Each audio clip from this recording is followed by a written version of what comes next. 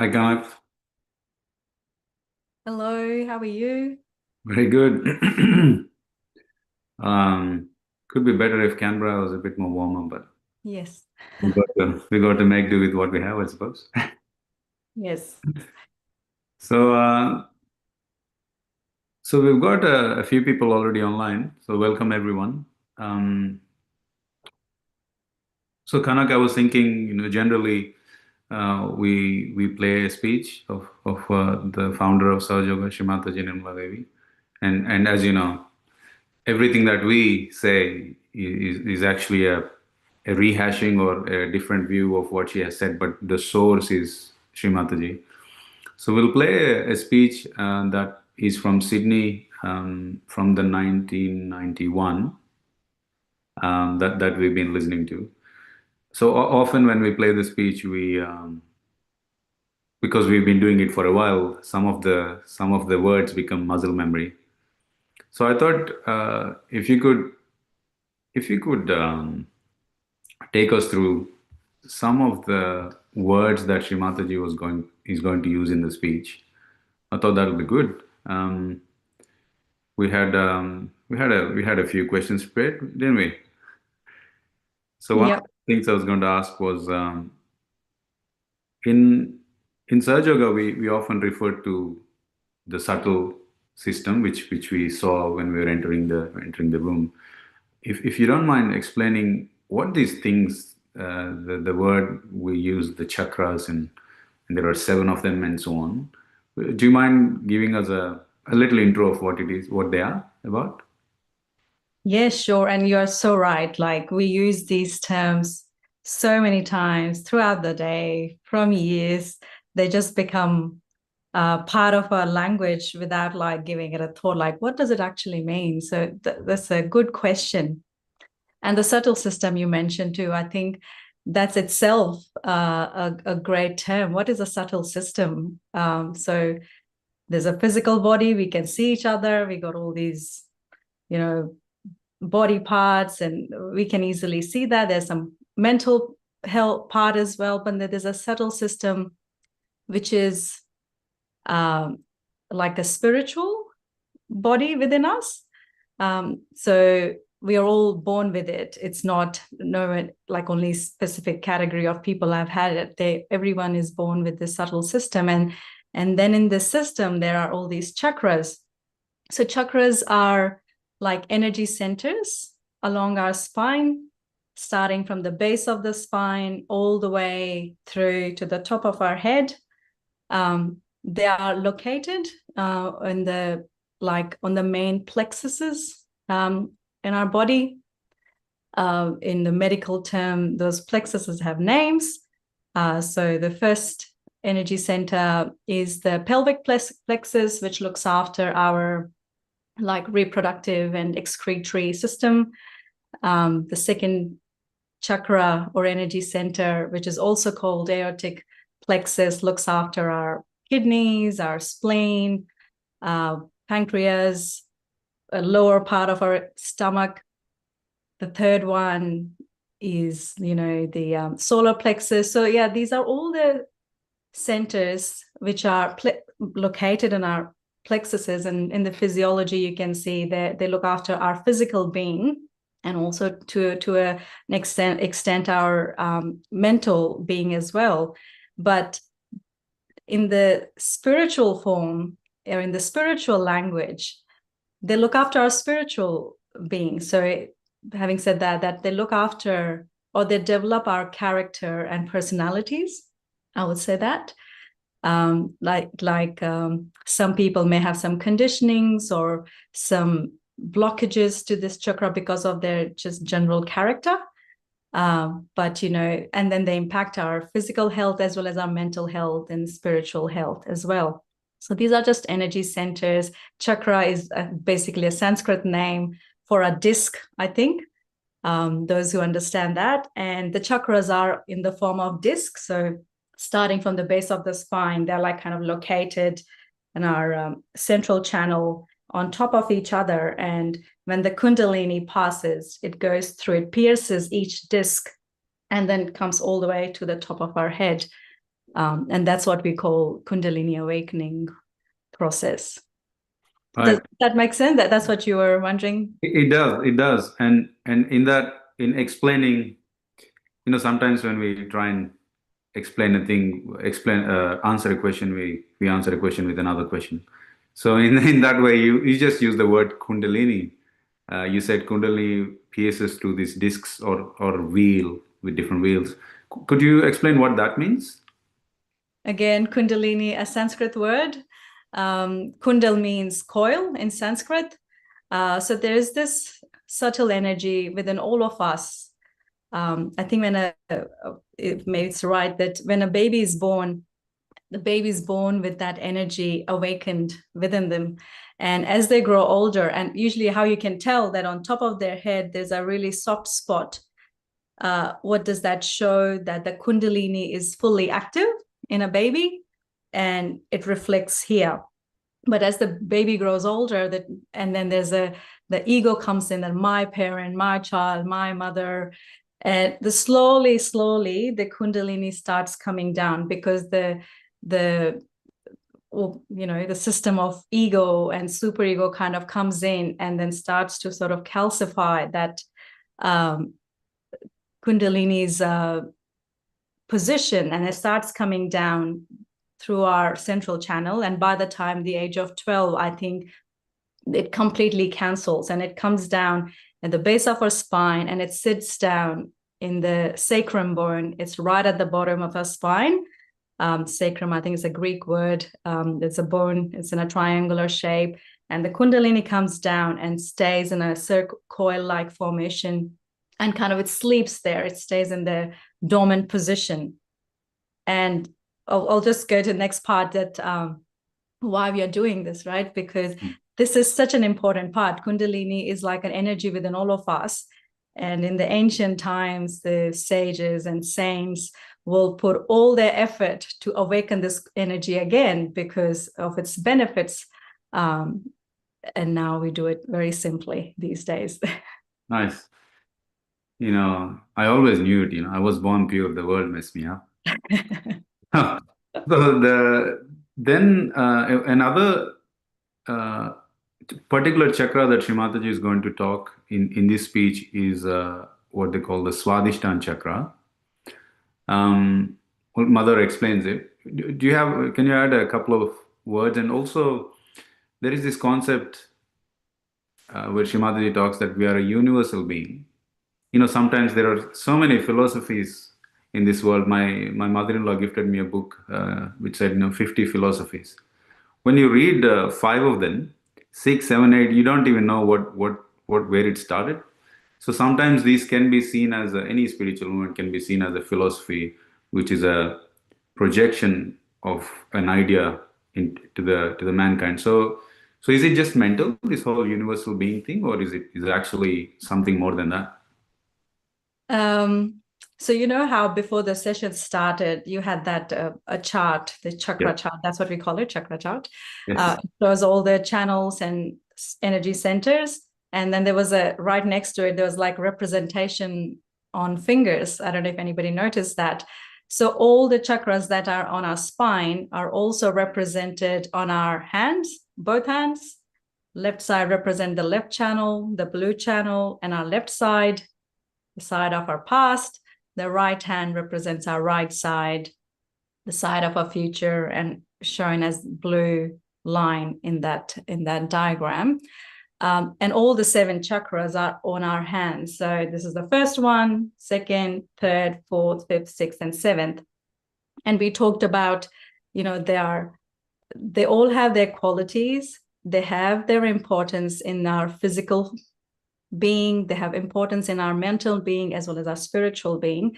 So once this kundalini starts working within ourselves, we get the knowledge about ourselves that if I have tingling in my left index, that means it's connected to my left Vishuddhi, or the 5th energy center, which looks after our throat. That means I may have some problem.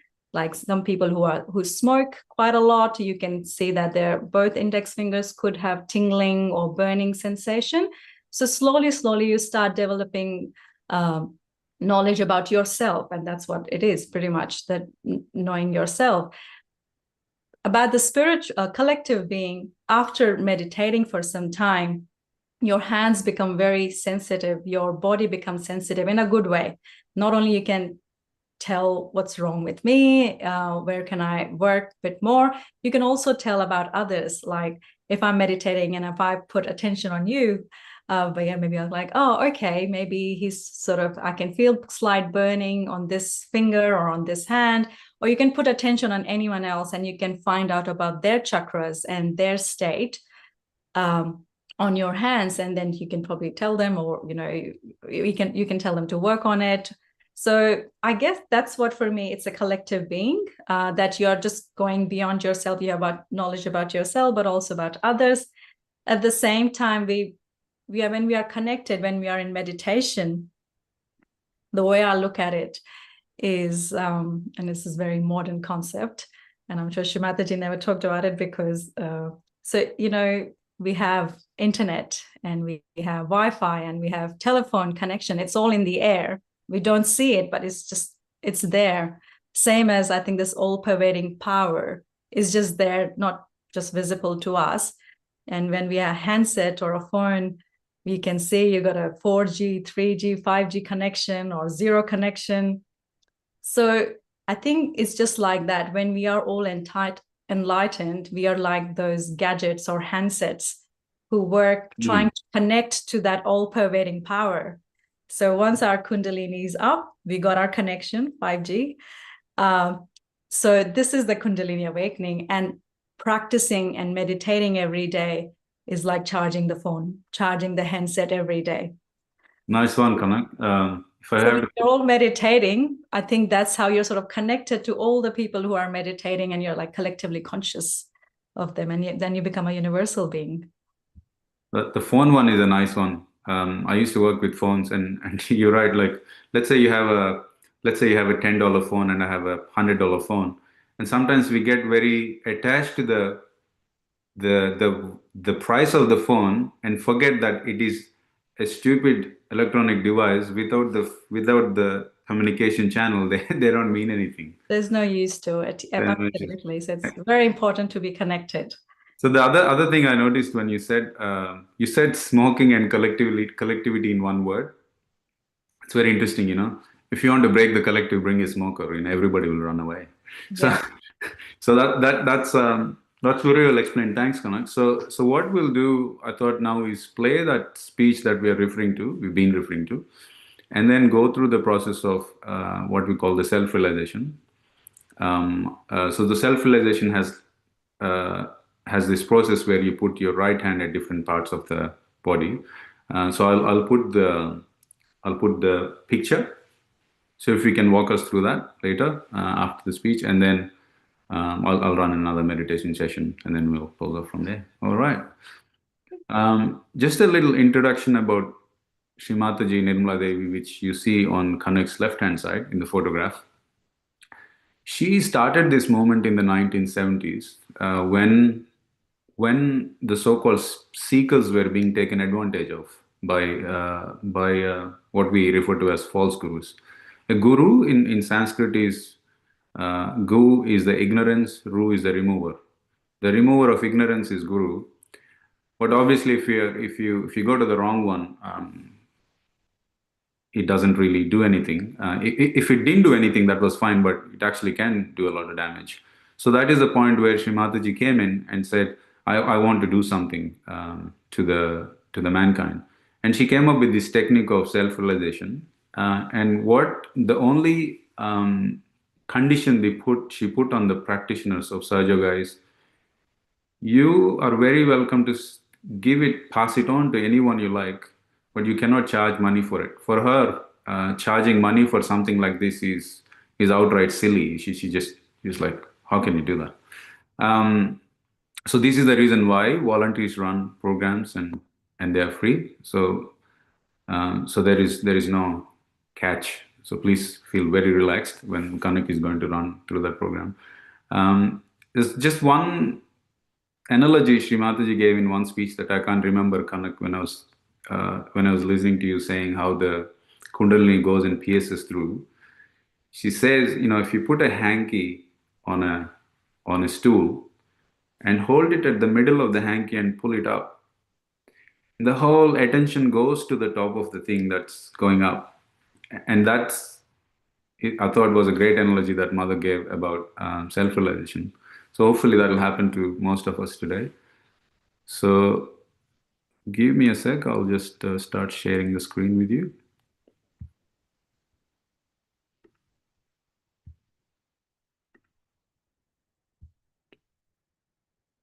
Where'd you go?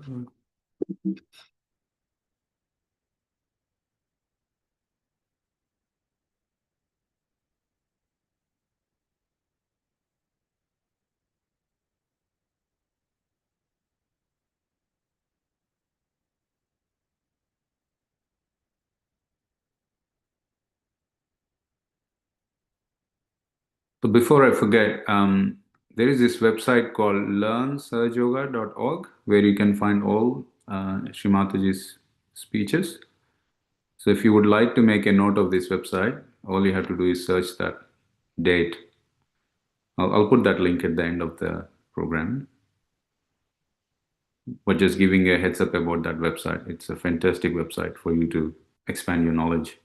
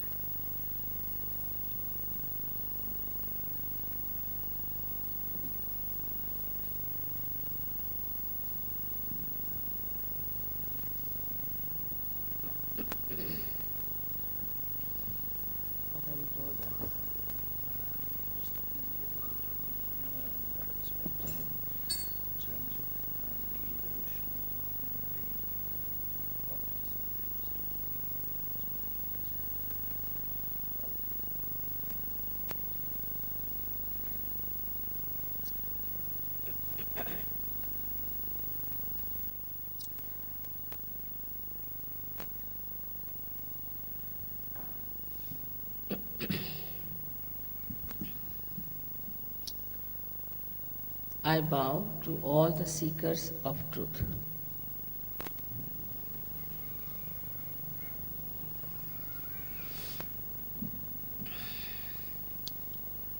You have been already told about these centers within us, their qualities, and these three channels which constitute them. But one may ask, why all this instrument placed within us? With what purpose? And why evolution has to go further?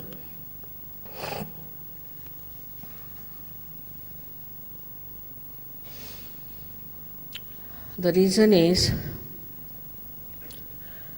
you have to now become the spirit. Go beyond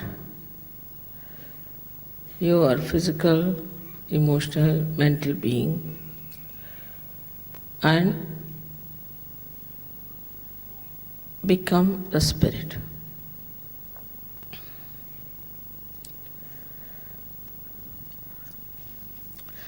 Because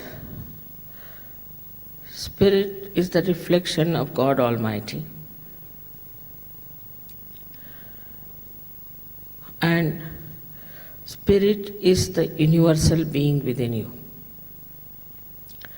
When you become the spirit, you become a universal being. You become a universal being doesn't mean that you take a certificate that you are a universal being. Not at all. But this state of being an universal being is manifested in you.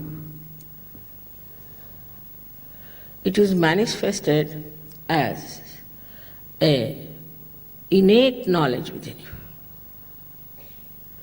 As you have innate knowledge of colors now, you know this is this color, this is this color. You see it. In the same way, you become aware of you being a universal being. Means a microcosm becomes the macrocosm. Again I say becomes. It's not just a feeling that you have become. Like a drop becomes the ocean. But again, it's not just a mental understanding, but it is a happening. And this happening takes place, and you become a personality which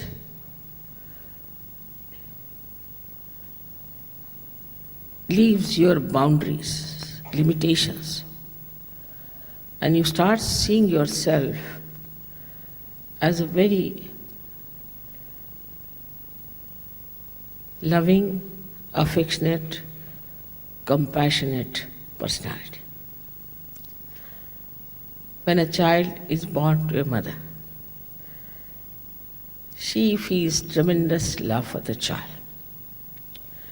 From where does she get this love? It is innately built within her, and her love becomes doubled. Whatever love she had for herself starts flowing towards her child. But when you become a universal being, then your compassion takes a very universal personality.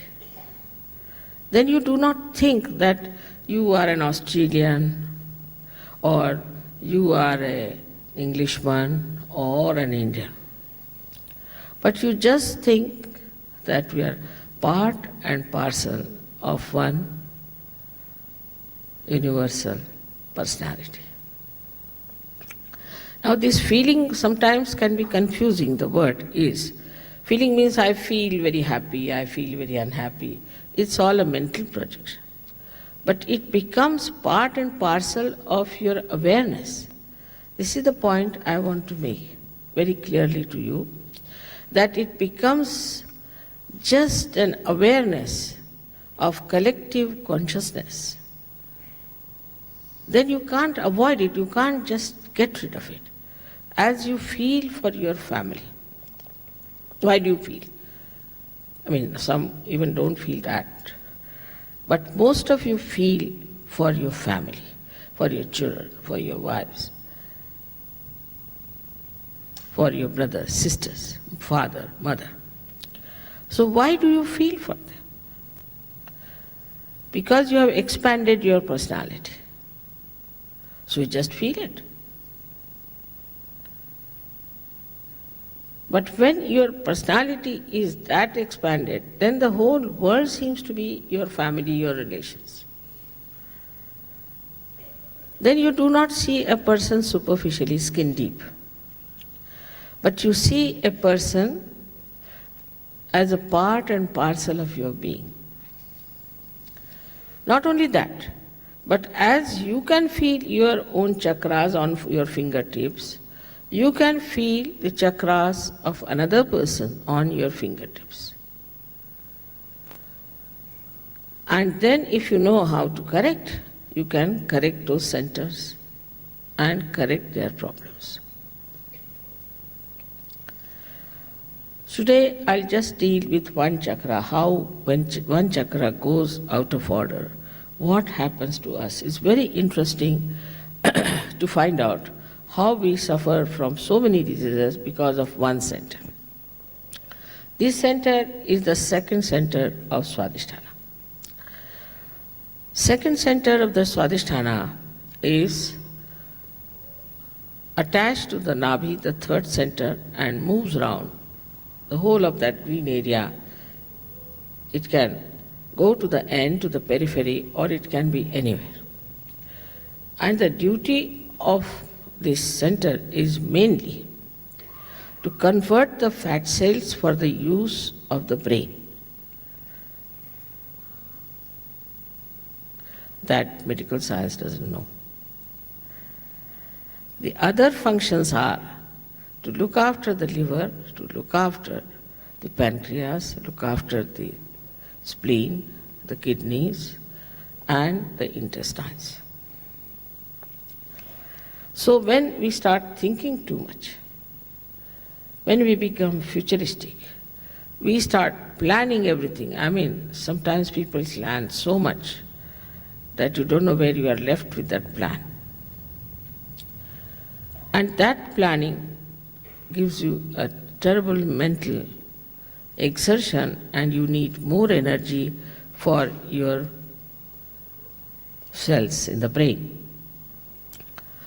So this has to pass, as you see here clearly, it has to pass into your brain, the energy. But when you think too much and plan too much, and if you are successful, then you develop an institution called ego, which is a big yellow bile in your head. That's not only thing. But as you start thinking too much, you neglect all these viscera, all these organs in the viscera. And thus you have very big problems of health to begin with. Of course, when you neglect your liver, you know, liver is, they say, you will live till your liver will allow. Now this liver has to clean all the poison from your body. It comes out as heat and is delivered to the bloodstream. But when this is neglected, this poor liver doesn't know how to function without the energy, and all the heat is accumulated in the liver. So a person suffers from liver trouble. Now the symptoms are he gets migraine, he cannot see the sun, then also he gets very hot-tempered, irritable, angry, because there is so much of heat. Then this heat passes. I was telling in Canberra, most of the bureaucrats have this problem because they plan too much. And where do we land with that planning, God alone knows. So, then this heat passes upward and downward. So when it passes downward, it gives you a very bad problem of terrible constipation, because the heat constricts your intestine, large intestines. It also coagulates your kidneys, by which you have kidney trouble, you cannot pass your urine. Then you go on the dialysis and you are certified as really dead because you cannot last longer. It's a very expensive treatment, but doctors do not tell you frankly that, oh, you are not going to live. Then this heat can pass upward. And when it goes upward, it goes, say, to your right heart as shown there. As a result of that, you develop asthma. Of course, asthma is connected also with the left side. So when there's triggering done by the left side, then you get this horrible disease called asthma. Then this heat can go upward and can ruin your throat. It can freeze your right arm. It can make your left eye red and also your left ear deaf. But by chance, if such a person is young and using too much physical energy and mental energy, as well as drinking a lot, he can have a very fatal heart attack, a very massive one, and he may die very early in age. You must know that all such attacks at a young age always are fatal. But when you see to the other side is that there is a pancreas which is neglected. As a result of the neglect of the pancreas, you develop a disease called diabetes. Even the mothers who are extremely planning type and thinking type give that disease to their children. And children are born with diabetes. Then you have the third problem with the spleen. This is the most dangerous one. Nowadays, as the life is, we are all time bound, very particular about time. As a result of that, we have become extremely hectic. Supposing you sleep very late in the night, then you have to get up early in the morning somehow get into your clothes and run to the office. Don't even take your breakfast, your wife will give you, so on the way in the car you are eating your breakfast. And then you read the newspaper. You get a shock of your life because so many horrible things are happening. Newspapers will never give something that is good or is doing well, but something that has gone wrong to give a sensational feeling. It gives you sometimes horrible things. So early in the morning, if you read something horrible, being a human being, you are sometimes shocked. Then you find there is a jam on the way and you get so upset and all your peace is disturbed. Now this spleen is responsible for creating red blood corpuscles when you are in emergency. You must have seen when you eat your food and you run, you get a pain here. That's because your spleen is trying to pump out new RBCs. Now, to create that, this spleen has to work very hard. But it cannot understand the crazy, hectic personality. Every time it tries to cope with it, it goes crazy. So such a spleen becomes crazy, and ultimately with some triggering on the left-hand side, you develop a horrible disease called as leukemia or blood cancer. Then also your intestinal problems, the pain in the stomach and all that, indigestion, all go hand in hand only because of one center only on the right side. I have not even described the left side center. So if I describe all these, then the whole materia medica will be described. It's like that. So all the permutations and combinations of these centers give you physical problems, then the left side gives you the mental problem. Now, when the Kundalini rises, as I told you, she pierces through these centers and like pearls, the thread passes through different pearls. So the left and right hand are brought together and are nourished, and that's how you feel all right, your health is all right.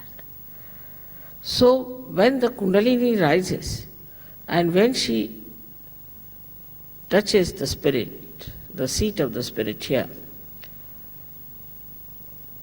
the flow of the grace also on the sympathetic nervous system relaxes your center and nourishes them. Plus the rising of the Kundalini helps you such a lot. But unless and until you get awakening of your Kundalini and the last breakthrough of the last center, you cannot feel all right. And you have to work it out in a proper way, understandingly, how to cure yourself or how to cure others. You have to also know how to protect yourself. But you definitely become a personality who can cure people, who can cure themselves. I mean, Sahaja don't go to doctors at all, I have no question. As soon as they get into trouble, they know this burning started. Now, this is it, clear it out.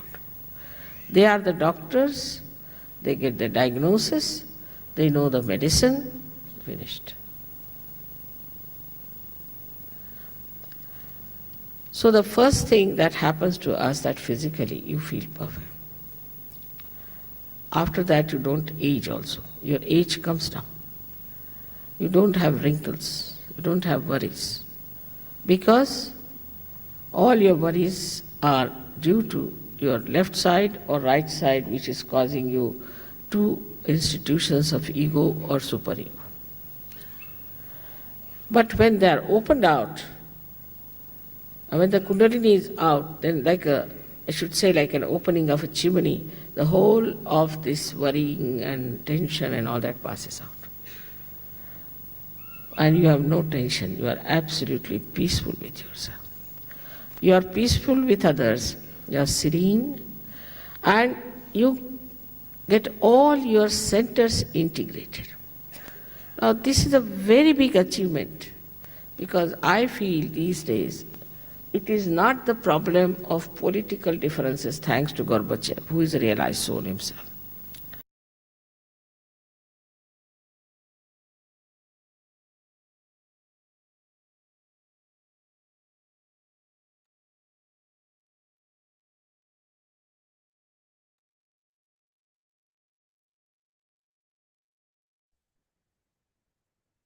There was something for us public servants in Canberra, Kanak?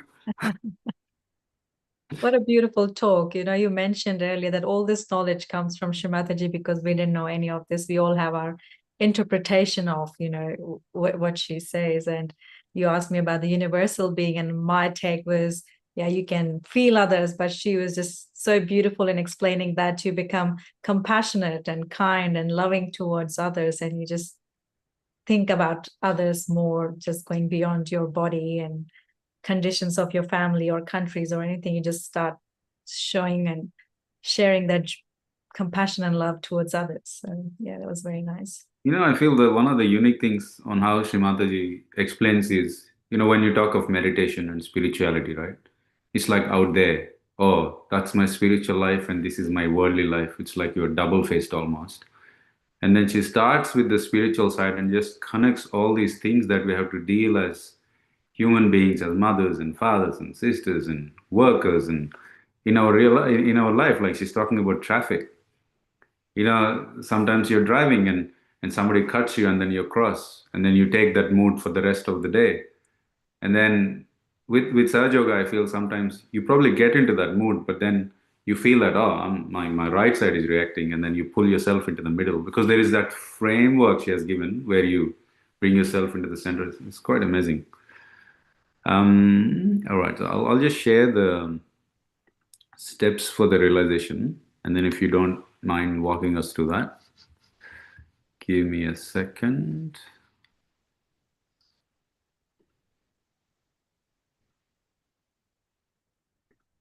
So while you are putting that up here, so we'll go through the self-realization process. We talked earlier about that how sages used to go to the mountains and do a lot of penance to awaken that Kundalini. Now Shri Mataji has made it very easy, and we can do it in masses, and we don't have to go and leave our household to do that process. But what's very important is, or what they had, those sages, that they had this ardent desire to have that Kundalini awakened. And I think that's what we need today, or that's the main criteria, that you have to have really pure desire to achieve this state. And in this talk, Shri Mataji was talking about Swadisthan chakra, which is the second energy center. And one of the qualities of that center is pure desire, and which gets really caught up or blocked because of our impure desire. So let's have that really ardent, strong, pure desire within us, so we feel the awakening of this Kundalini. And Shri Mataji has again very beautifully put words to this process. This is an ancient knowledge, so this is nothing new. Shri Mataji just made it in a way so normal people can understand and relate to their lives. So it's just some affirmations and some questions that we will ask ourselves. And you talked about that, we can check ourselves when we are angry, when to pull back. I think we just kind of become our own teacher, and we tell ourselves when to correct. And you will find that during this process.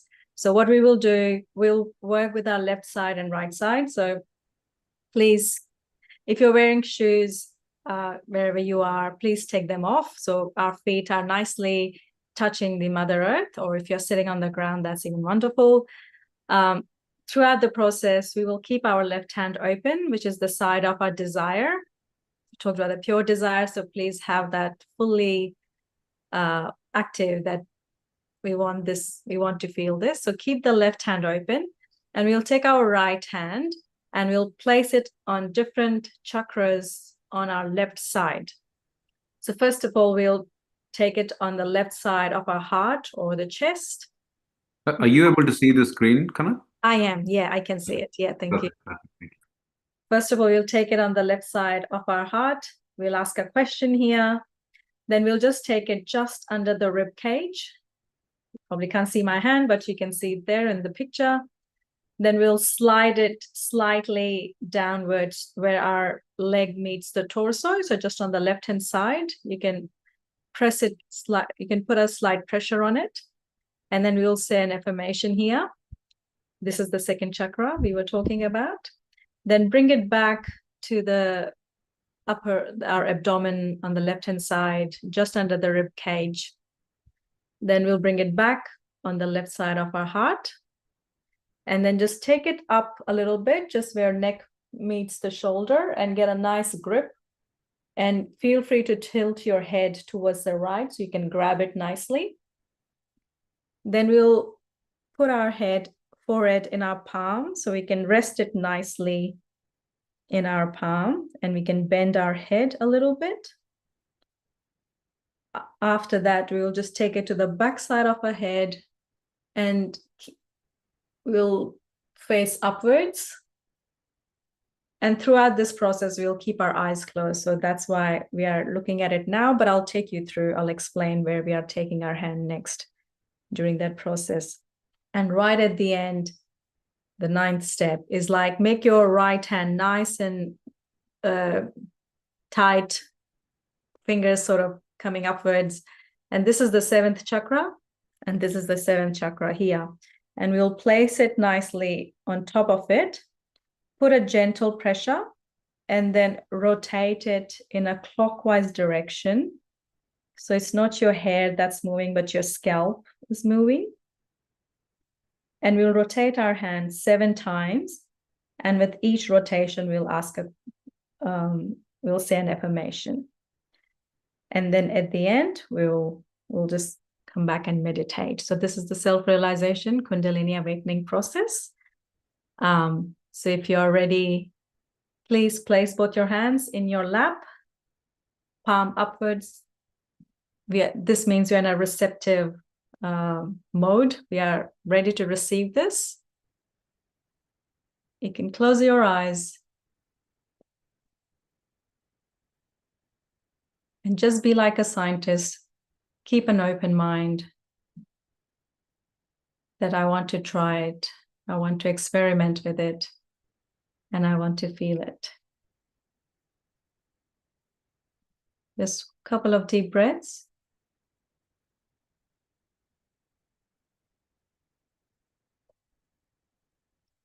We'll keep our left hand in our lap and take our right hand to the left side of the heart. or the chest. And here we'll ask a question to ourselves. Who am I? Am I a pure spirit?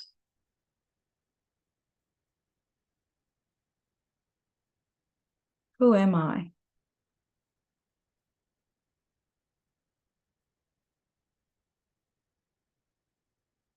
Now we'll slide the hand slightly down on the left-hand side under the rib cage, and you can put a gentle pressure from your fingers.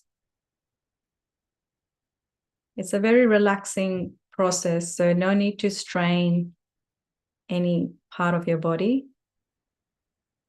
At this center, we will ask, am I my own master? Am I my own guru? Am I my own teacher? You can ask any one of those questions a couple of times.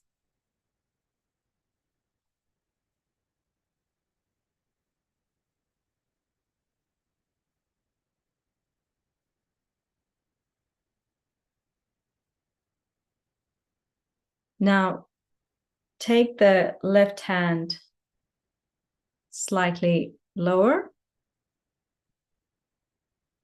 on the left-hand side. Put a nice, gentle pressure. And here we will affirm, or ask actually. We'll ask this Mother Kundalini within us. She's a motherly energy, very caring, and she wants us to achieve this. Like a child asks his mother, we will say, Mother, please give me the pure knowledge. And say it a few times. Mother, please give me the pure knowledge.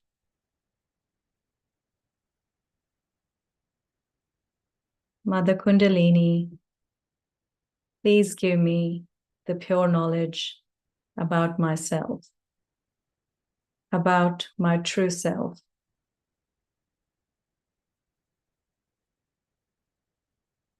And keep saying it until we move to the next chakra.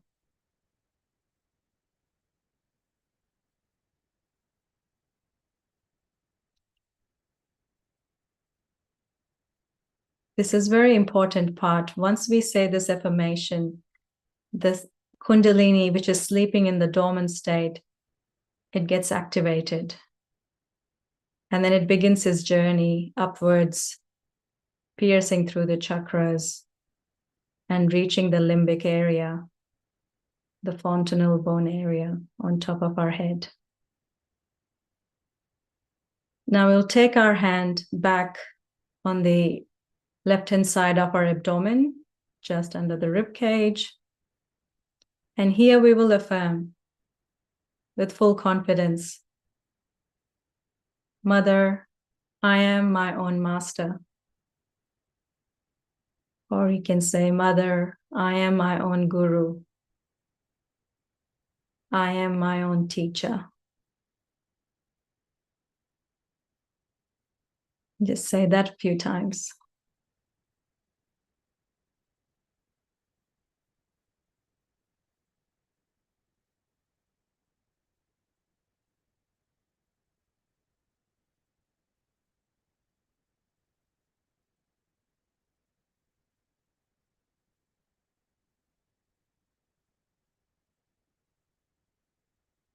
Now we'll take the left hand on our heart. And here, again, with full confidence, we say, Mother, I am the pure spirit. I am the pure spirit. I am the pure spirit. I am my true self,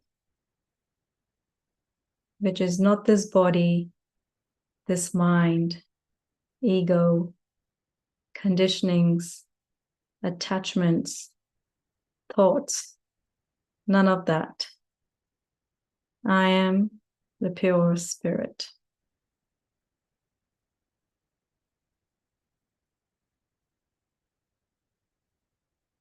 That's what we are.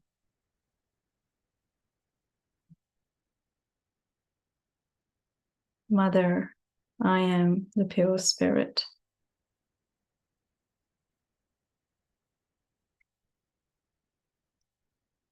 Now, take your left hand on the left-hand side where the neck meets the shoulder.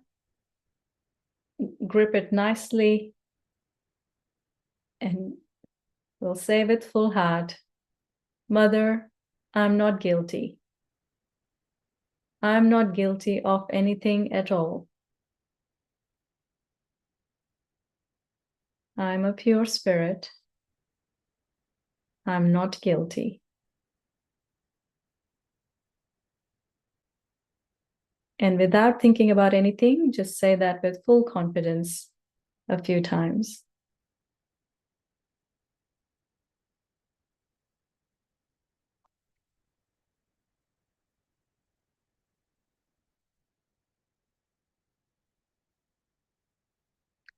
Now we'll take our right hand on our forehead, place the forehead in our palm, tilt your head so it's resting nicely. It's a very important chakra. And here we say, Mother, I forgive everyone, and I forgive myself. If anyone has troubled me in any way, I forgive them. And if I have troubled anyone, I forgive myself.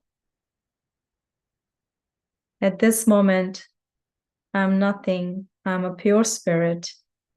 And I forgive everyone. I forgive myself. And I forgive all my thoughts.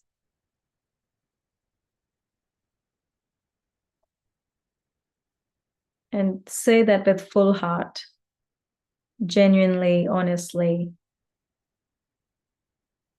being honest with yourself, and just forgive everyone.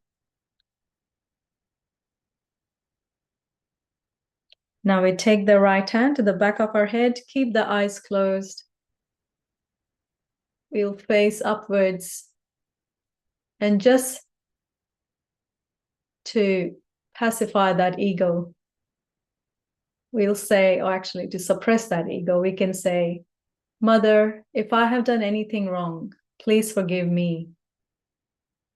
If I have done anything wrong in my seeking, knowingly or unknowingly, please forgive me. Mother, please forgive me.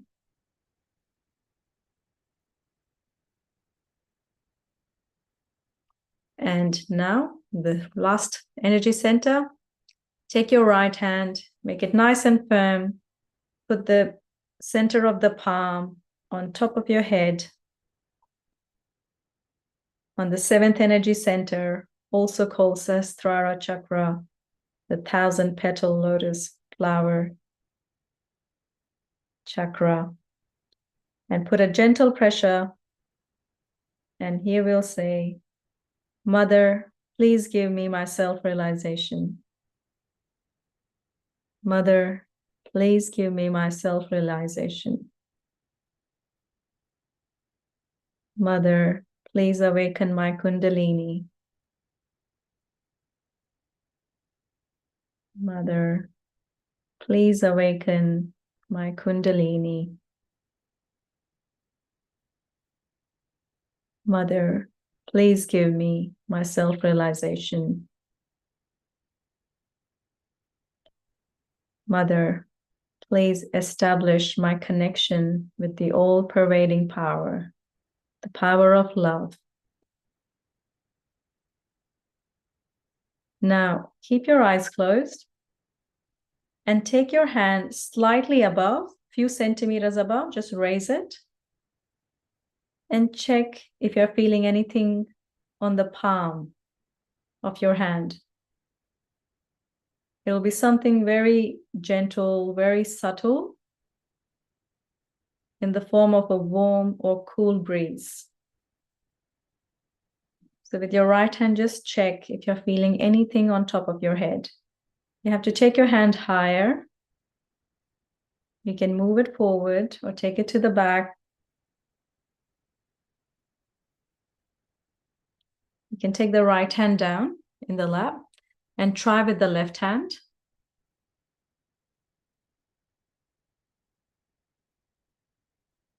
Something very gentle, gentle sensation on the palm, coming out of your Sahasrara, coming out of your fontanel bone area. We keep the attention on top of our head and bring the hand down, and we'll just sit for a few minutes in this meditative state.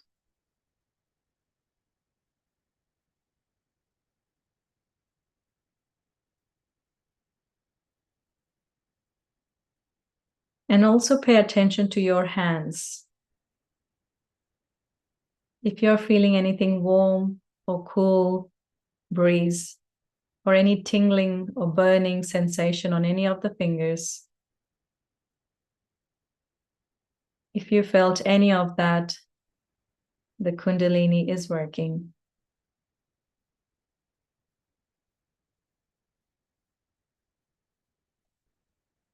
Thank you. Over to you, Varabaya. All right, now let's have another meditation session. So we keep our eyes closed.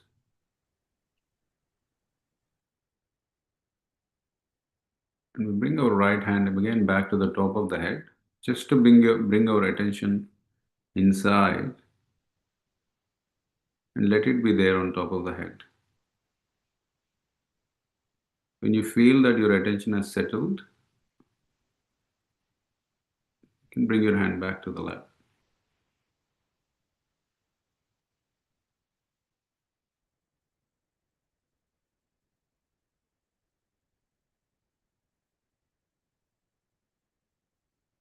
We drop our right hand towards the ground.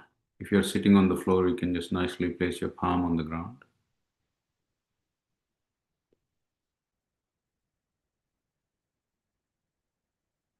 So our left side represents the emotional side that is within us. This includes the good emotions and the bad emotions or negative emotions. Pure desires as well as impure desires. It all originates from the left channel.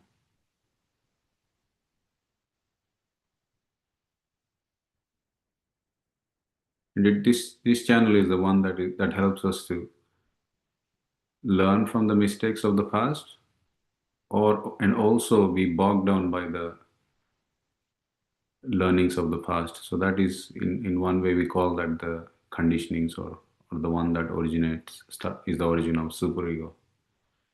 So now that our Kundalini has pierced through all the chakras, we can ask, Mother, please remove all the problems of my left channel.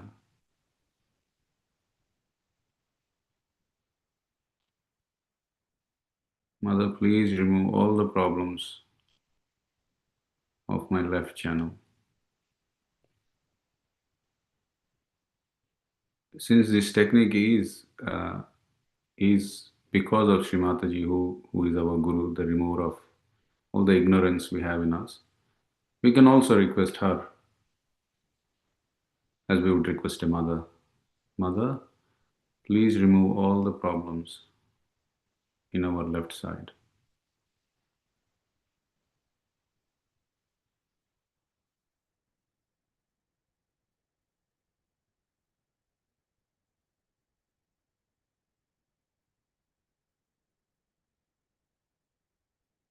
Mother, please let my principle of pure desire be established strongly.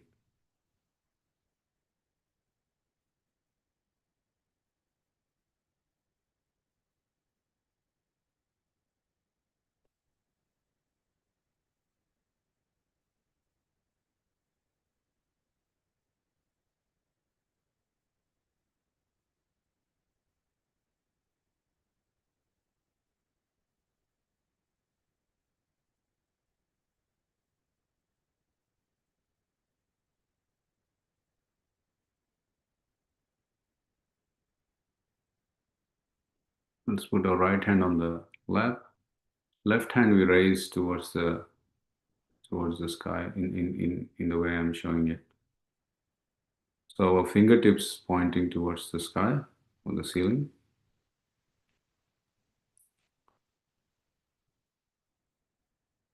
Here we say, Mother, please remove all the problems of my right channel. So right channel is associated with the future, the good things that we have to consider when we are thinking of the future, and also the tendency to overthink the future.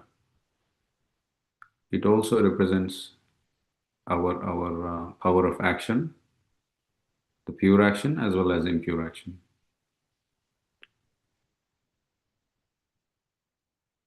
And it also where the yellow bile that Shri Mataji was referring to, it starts on the right channel. So this is the one that makes us think that we are better than the collective, better than the people around us. So here we ask, Mother, please remove all the problems of my right channel.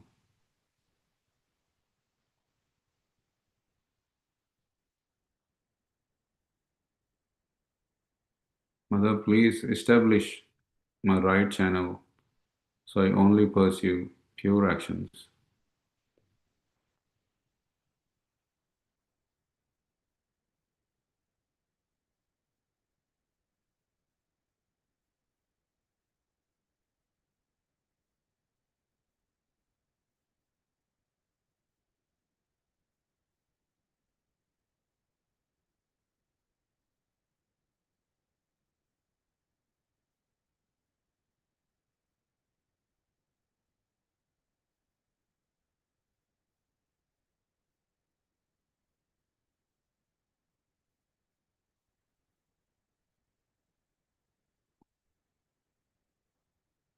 We can bring our left hand back to the lap and let our attention stay at the top of our head.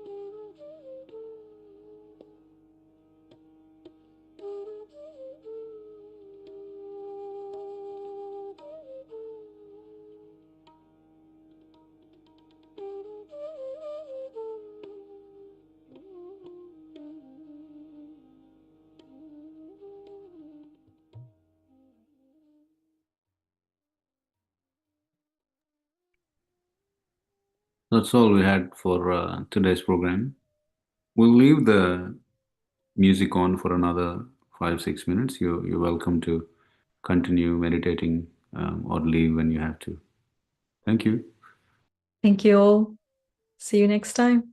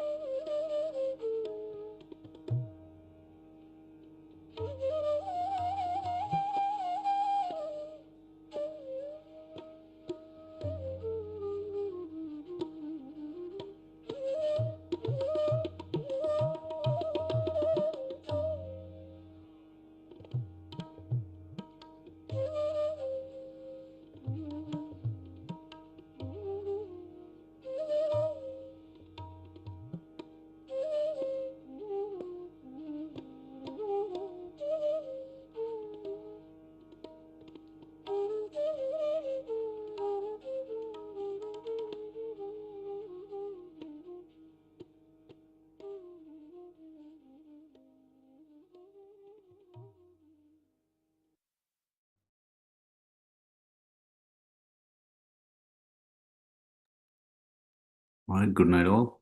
See you next time.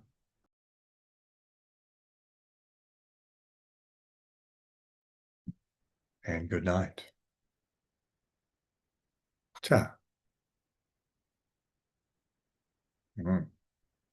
Okay. Bye now. No, wait, sorry. Sorry, Michael.